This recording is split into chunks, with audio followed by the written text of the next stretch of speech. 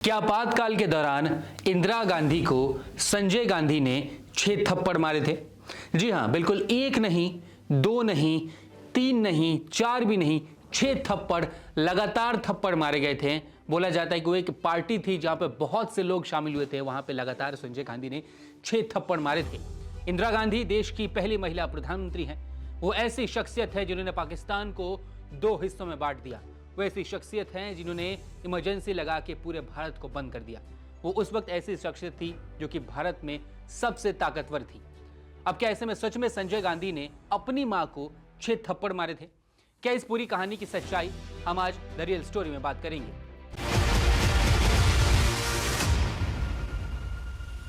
Washington post ने emergency के दौरान एक रिपोर्ट छापी कि एक डिनर पार्टी में संजय गांधी ने नाराज होकर मां इंदिरा को 1 नहीं, 2 नहीं, 3 भी नहीं बल्कि 6 थप्पड़ मारे। इस रिपोर्ट से बवाल हो गया। किसी को भी इस रिपोर्ट पर भरोसा नहीं हुआ, लेकिन जो इस रिपोर्ट को छापने वाले पत्रकार थे उनका नाम था Lewis M Simons. Lewis M Simons Pulitzer पुरस्कार विजेता पत्रकार थे। इस पुरस्कार को पत्रकारिता का नोबेल प्राइज भी कहा जाता है। अब जिस खबर को पुलित्जर पुरस्कार विजेता पत्रकार ने लिखा, उस खबर को उस टाइम इतनी आसानी से फेक मान लेना बहुत ही मुश्किल था। सीनियर जर्नलिस्ट कुमी कपूर ने अपनी किताब the emergency of personal history में इसके बारे में लिखा है। उन्होंने लिखा है कि ये बात एक से दूसरे तक जंगल में आग की तरह फैली। हालांकि सेंसरशिप के चलते किसी भी अखबार ने इसको नहीं छापा था। मैंने भी वॉशिंगटन पोस्ट के संवाददाता से बातचीत की थी। जब मैंने उनसे पूछा कि क्या आपको अंदाजा था कि आप जो छाप रहे हैं उसका क्या असर होने वाला है, जवाब में वॉशिंगटन पोस्ट के पत्रकार ने कहा कि बेशक मुझको अंदाजा है कि भारतीय लोग गॉसिप कितना पसंद करते हैं। बहरहाल कोमी बताती है कि विदेशी मीडिया ने स्टोरी को प्रमुखता से कवर किया था। न्यूयॉर्कर मैगजीन के वेद मेहता जैसे गंभीर लेखक ने भी इस पर एक आर्टिकल लिखा था। लेविस बताते हैं कि ये पूरा कांड इमरजेंसी से कुछ दिन पहले हुआ था। एक पार्टी चल रही थी, वहीं पे पूरा का पूरा कांड हुआ था और जैसे ही ये घटना घटी थी उसके बाद से लेविस ने स्टोरी को नहीं लिखा था। वो लेविस भारत से बाहर गए, जब उन्हें टाइम मिला तब उन्होंने इस स्टोरी को पब्लिश किया था। कुमी कपूर ने इस पूरे मुद्दे के बारे में लेविस के साथ की गई बात को अपनी किताब में भी लिखा है। कुमी सवाल करती है, स्टोरी की विश्वसनीयता संदिग्ध है। आज तक पता नहीं चल सका कि वो सूत्र कौन थे।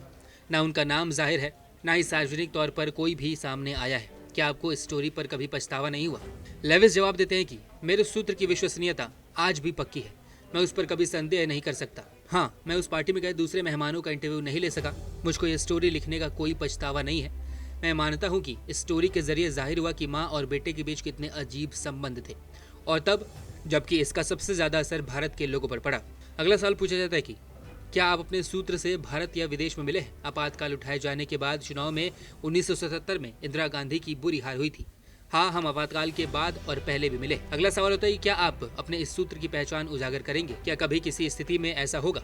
जिसका जवाब मिलता है कि नहीं, इसका मेरा कोई इरादा नहीं है। मैंने अपनी जुबान दी हुई है कि ऐसा नहीं होगा। मैंने कहीं और भी ऐसी रिपोर्ट्स की हैं। मैं हमेशा वादे का पक्का हूँ। एक विश्वसनीय पत्रकार और शख्स के तौर पर ऐसा करना जरूरी है। अगला सवाल उनसे पूछा जाता है कि क्या आप अपने सूत्र के साथ अभी भी संपर्क में हैं? तो उसका जवाब देते हैं कि हाँ, मैं अभी भी उसके साथ संपर्क में हूँ। इस इंटरव्यू को पढ़ने के बाद ऐसा लगता है कि लेविस अपनी स्टोरी को लेके बहुत श्योर थे और उस वक्त लोग ये कहने लगे थे कि लेविस को भारत से शायद इसीलिए बाहर निकाला गया हो क्योंकि उन्होंने इस स्टोरी को पब्लिश किया था। लेकिन क्या आप जानते हैं, लेविस को इस स्टोरी के लिए बाहर नहीं निकाला गया था। उनको उन्हीं की किसी और स्टोरी के लिए बाहर निकाला गया था, यानी देश से बाहर भेजा गया था। और वो कौन सी स्टोरी थी, ये भी जान लीजिए। लेविस बताते हैं कि मुझसे देश छोड़ने को नहीं कहा गया। मुझे 5 घंटे के नोटिस पर ऐसा करने का ऑर्डर दिया गया। हालांकि इसका मेरी स्टोरी से कोई लेना देना नहीं था, क्योंकि उसको मैंने तब लिखा ही नहीं था, बल्कि ये मेरी उस स्टोरी पर था जिसे मैंने कई आर्मी ऑफिसरों के हवाले से लिखा था कि वो आपातकाल लागू करने के इंदिरा गांधी के फैसले से खुश नहीं थे।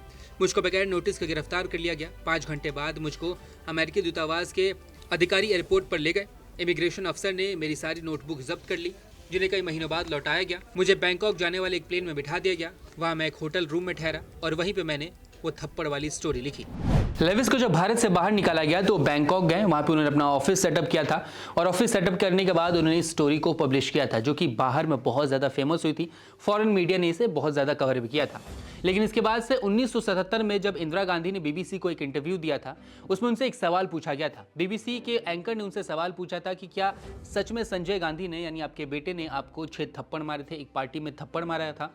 तो उसका जवाब उन्होंने दिया था कि अगर मेरे पिता पंडित जवाहरलाल नेहरू जिंदा होते तो इसे फैंटास्टिक नॉनसेंस करार देते।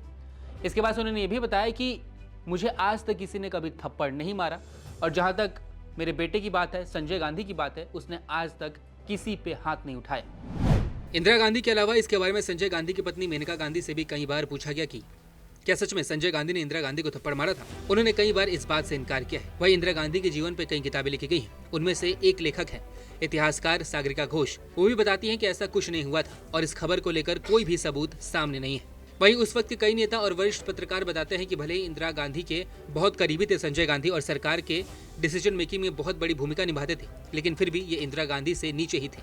इंदिरा गांधी वो महिला थी जिन्होंने पाकिस्तान को 2 टुकड़ों में बांट दिया, देश में इमरजेंसी लागू कर दी, शिमला को भारत में शामिल कर दिया। उन पर हाथ उठाना मुश्किल ही नहीं नामुमकिन था। और इन सब के बाद आज तक कोई भी ऐसा इंसान नहीं मिला है जो इस घटना के बारे में कुछ बता सकता हो या फिर इस घटना को होते हुए देखा हो।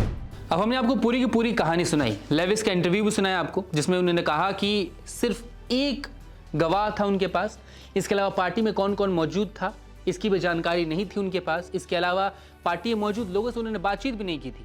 यानी अगर इस पूरे के पूरे सिनेरियो को देखिएगा तो सच यही सामने निकल के आता है कि ये स्टोरी फेक थी। उन्होंने पर्सनल मोटो के तहत इंदिरा गांधी और संजय गांधी के रिलेशन को खराब करने के लिए, डिफेम करने के लिए ये स्टोरी लिखी थी, ताकि उनका जो कैरेक्टर है वो डिफेम हो सके। ये सेल्फ मोटिवेटेड स्टोरी थी।